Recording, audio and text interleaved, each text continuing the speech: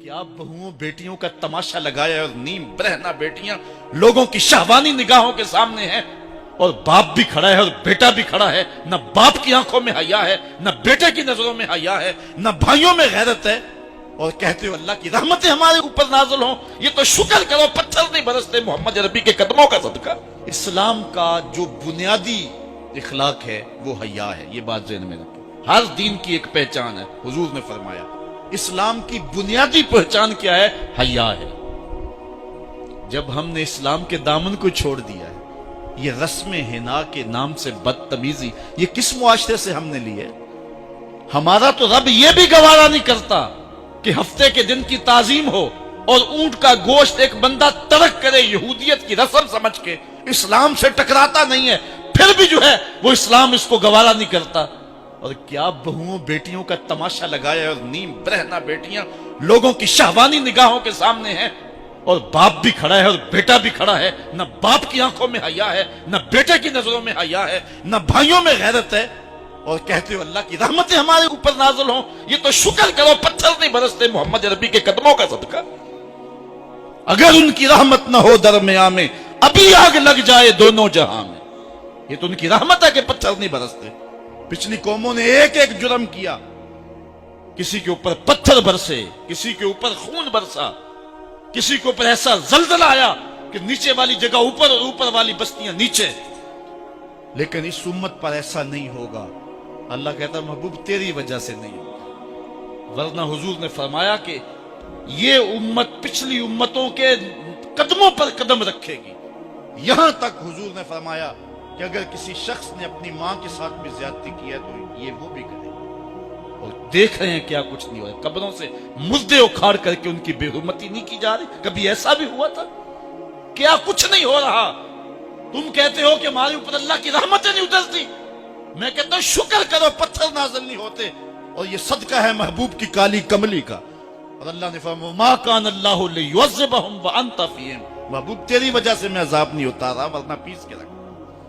तो हम अपने आप को देखें, अपने किरदार को देखें, अपने हवाल को देखें। सर से लेकर पांव तक हम इस्लाम में आ जाएं। छोड़ें आधा तीतर आधा बटेर। जहां जी चाहा इस्लाम के दामन में आ गए और जहां जी चाहा उधर चले गए। मस्जिद में भी चंदा दिया और होटल में भी शराब पी। रब भी खुश रहे, शैतान भी राजी रहे। ऐसा नहीं होगा। रब कहते नहीं कहते मेरे हो तो फिर मेरे ही हो। कोई भी गैरतमंद महबूब नहीं जो है तस्लीम करता कि मेरा मुहिब किसी और की तरफ नजर उठा के भी देखे। तो रब सबसे बड़ा गैरतमंद है। वो नहीं चाहता मेरा हो और किसी और की तरफ देखे। तुम कौन है? मगरबी तहजीब लगती क्या है तुम्हारी? अपनी मिल्लत का कयास अक़वाम मगरब से न कर, खास है तरकीब में तुझे कौमे रसूल आशिक। तुम गैरों की नक्कालियां करते फिरते हो। तुम्हारे सामने सईदा आयशा की सीरत मौजूद नहीं है। तुम मगरब के टीनो बनने की कोशिश करती है मेरी बेटी। तेरे सामने मोहम्मद की बेटी फातिमा का नक्शा नहीं है। किधर भाग रही है? ये बाल खोल के बाजार में कौन जा रहा है? ये नीम बरहना कौन जा रहा है?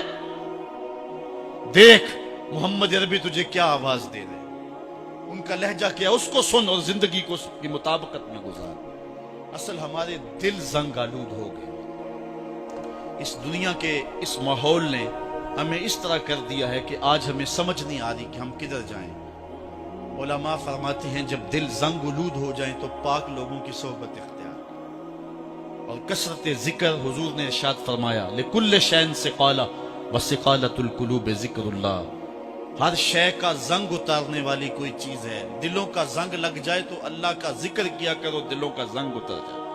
और एक और हदीस में हुजूर ने दिलों का और मन का मैल उतारने के दो नुस्खे बयान किए। एक कसरत के साथ मौत को याद करना, कसरत के साथ मौत का तज़किरा, और दूसरा कसरत के साथ जो है वो तिलावत कलाम मजीद। असल 10-15 सालों से हमारे साथ जो कुछ हुआ है, आज अगर कोई तज़किरा मौत करे, कोई आखिरत की याद दिलाए, कोई अमल की बात करे, वो कहते हैं ये तो वैसे खुश कैसे, क्या पता, कब्र का मजाक उड़ा रहा है। अल्लाह अकबर। कब्र दा खौफ दे दे के लोकी मैनू डरा दे।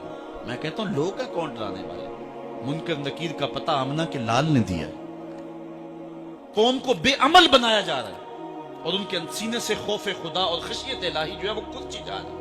और ये सब कुछ दीन के नाम पे किया जा रहा है। और चंद मुफाद परस्त लोगों ने ترہیب اور ترغیب جو کہ اسلام کا مزاج ہے، تبشیر اور تنذیر نبی کا منصب ہے، اس کا مذاق اڑا کے رکھ دیا اور انہوں نے ایک متوازی دین دے دیا ہے، جس کے نتیجے کے اندر قوم کی بے عملی جو ہے وہ پختہ تر ہو گئی اور اس کو وہ دین کا رنگ دے رہے ہیں۔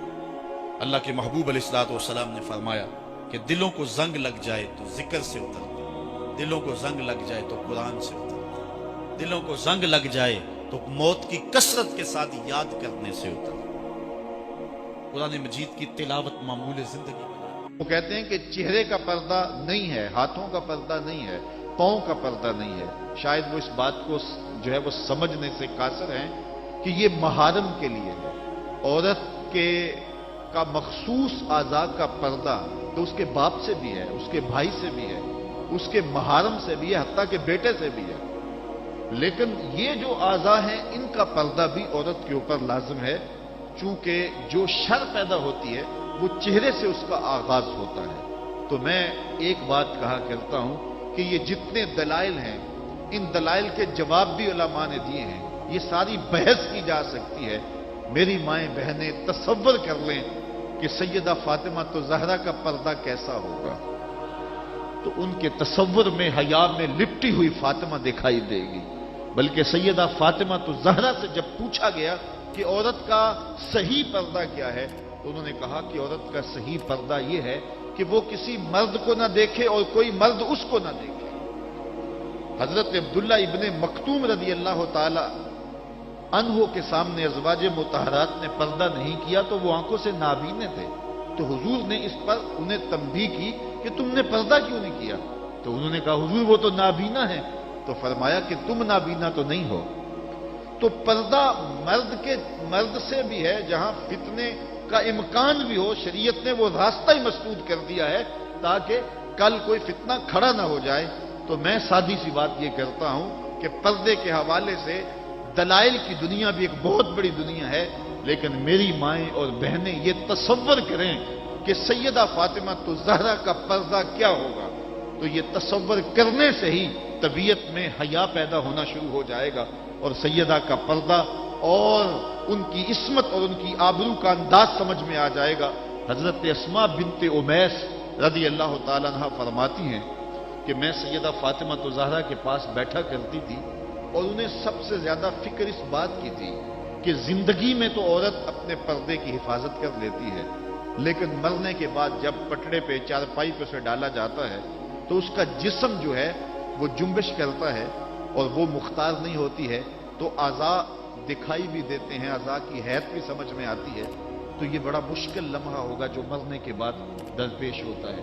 تو فرماتی ہیں کہ میں نے انہیں کہا کہ جب حبشہ کی جانب ہجرت کی تھی تو میں بھی ان لوگوں میں شامل تھی، تو میں نے وہاں حبشہ میں دیکھا ہے کہ چارپائی کے چاروں پایوں کے ساتھ شاخ باندھ دیتے ہیں اور پھر ان کو درمیان میں جوڑ دیتے ہیں اور اس کے اوپر کپڑا ڈال دیتے ہیں اور یہ ایک ڈولی بن جاتی ہے۔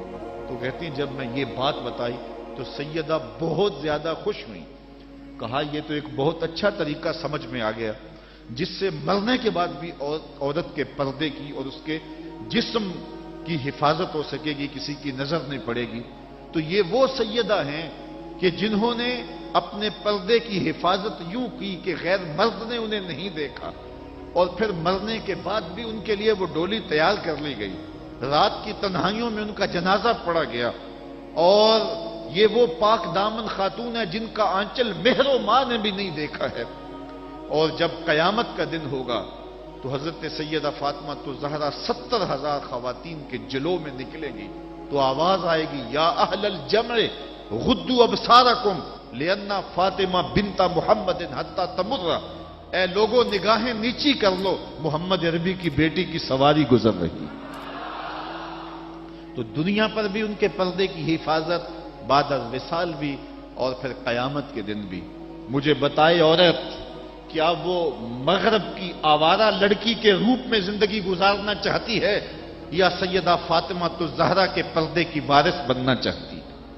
وہ سڑکوں پر لہرا کر چلنے میں فخر محسوس کرتی ہے یا کہ وہ اپنے مخصوص پردے میں لپٹ کر کے تقدس مہاب انداز میں گھر سے مجبوراً نکلنا پڑے تو نکلنا پسند کرتی ہے؟ کوئی بھی شریف زادی یہ پسند نہیں کرے گی کہ وہ مغرب کی حیا باختہ لڑکیوں کی طرح آوارہ مزاج ہو اور اس کی طرف شہوانی اور بھوکی اور غلیظ اور گندی نظریں اٹھے. وہ چاہے گی کہ میں تقدس معاب زندگی گزاروں. میری بہن، تیرا برقع تیرے لیے قید خانہ نہیں، تیرے برقعے کی ایک ایک سلوٹ تیرے حیا کا پہرا ہے. تو مغرب کی ٹینو نہیں ہے، تو مشرق کی بیٹی ہے. تو فاطمہ ہے، تو عائشہ ہے، تو حفصہ ہے. تیرا پردہ اس کائنات کے حسن کی علامت ہے. تو سمٹ جائے گی تو امت پھیل جائے گی، تو گھر کو سنبھال لے گی تو امت بحر و بر پہ جاری ہو جائے گی. تو عورت کو گھر میں سمٹ کر کے اپنی اندرون خانہ ذمہ داریوں کو سنبھال کر کے اپنی عصمت اور اپنی آبرو کی حفاظت کرنی چاہیے تھی. اقبال نے بڑی خوبصورتی سے اس پر بحث کی ہے کہ عورت کے لیے پردہ ضروری ہے یا نہیں، اور پھر کہا عورت کو یہ خود اپنے آپ سے پوچھنا چاہیے کہ وہ کس روپ میں اچھی لگتی ہے. ذرا دیکھیے اقبال کا لہجہ. اللہ اکبر. اس راز کو عورت کی حقیقت ہی کرے فاش. مجبور ہے، معذور ہے مردانے خرد مند. کیا چیز ہے آرائش و زیبائش میں زیادہ، آزادی نسواں یا زمرد کا گلو بند. اقبال کہتا ہے کہ عورت اپنے اندر کی عورت سے پوچھے کہ اس کے لیے حسن کہاں ہے. زمرد کا گلو بند اس کو دیا جائے اور وہ پردے میں جو ہے وہ سمٹ کر کے گھر کی ملکہ بن کے رہے، تو یہ اس کے لیے زیادہ اعزاز اور عزت اور فخر کی بات ہے، یا وہ جو ہے وہ آزادی نسواں کے نام سے بازاروں میں گھومتی پھرے اور مردوں کے سامنے ہنس ہنس کے باتیں کرتی پھرے. ایک عورت 4 گھر کے افراد کی خدمت کو اپنے لیے بوجھ سمجھتی ہے اور اسلام کو مطعون کرتی ہے کہ اسلام نے مجھے جو ہے وہ پابند کر دیا ہے اور گھر کے اندر محدود کر دیا ہے، اور میں اتنے بچوں کی تربیت میرے کندھوں پہ ڈالتی ہے، اور میں شوہر کی خدمت بھی کروں، بچوں کی خدمت بھی کروں، تو اسلام نے تو میرے اوپر بڑی پابندی لگا دی ہے، مجھے آزادی ملنی چاہیے. اور وہ عورت جو 4 بچوں کی خدمت اپنے لیے بوجھ سمجھتی ہے اور پھر وہ 300 مسافروں کو ہنس ہنس کے کبھی پانی پیش کرتی ہے، کبھی کھانا پیش کرتی ہے. 300 مسافروں کو ہنس ہنس کے مسکرا کے لہک لہک کے پانی پیش کرنا اور کھانا دینا، اور مختلف ذہنیتوں اور گندی سوچوں کے حاملین لوگ بھی اس طبقے میں موجود ہوتے ہیں اور ان کی شہوانی نظروں کا شکار ہونا. کیا عورت کے لیے یہ عزت ہے، یا عورت کے لیے یہ عزت ہے کہ گھر کی 4 دیواری میں سمٹ جائے اور تقدس ماحول کے اندر اپنے بچوں کی تربیت کرے؟ عورت کو جتنی ذمہ داریاں دی گئی ہیں وہ صرف ان کو سنبھال لے اور ان کے سنبھالنے کا حق ادا کر دے تو وہ ایک اچھے معاشرے کی تشکیل کی ضمانت بن جاتی ہے. سیدہ فاطمہ الزہرا رضی اللہ تعالی عنہا کا وجود ہمارے لیے ایک روشن، ایک منور اور ایک تابع جو ہے وہ وجود ہے، جس سے ہم مقدرات اسلام کی تربیت کے خد و خال لے سکتے ہیں. اقبال کہتا ہے تو نہ دانی کہ سوزے کراتے تو دیگر گوں کر تقدیر عمر را. میری بہن، اگر تو بہن ہو کے قرآن پڑھے تو عمر کی تقدیر بدلتی ہے، اور اگر تو ماں ہو کے قرآن پڑھے تو بیٹا نیزے کی نوک پہ قرآن سناتا. کربلا کے تپتے ہوئے ریگزار میں پیاسا ہونے کے باوجود حضرت امام حسین جو باطل کے آگے ڈٹے ہوئے ہیں اور جھک نہیں رہے ہیں، اور 71 لاشیں کندھوں پہ اٹھا کے خیموں تک پہنچا چکے ہیں، پھر بھی استقامت کا کوہ گراں بنے ہوئے ہیں. یہ حسین ابن علی کا کمال تو دکھائی دیتا ہی دیتا ہے، لیکن ذرا غور کی آنکھ سے دیکھو پیچھے فاطمہ کے دودھ کا اثر دکھائی دیتا ہے. تو اگر مائیں پردے میں سمٹ جائیں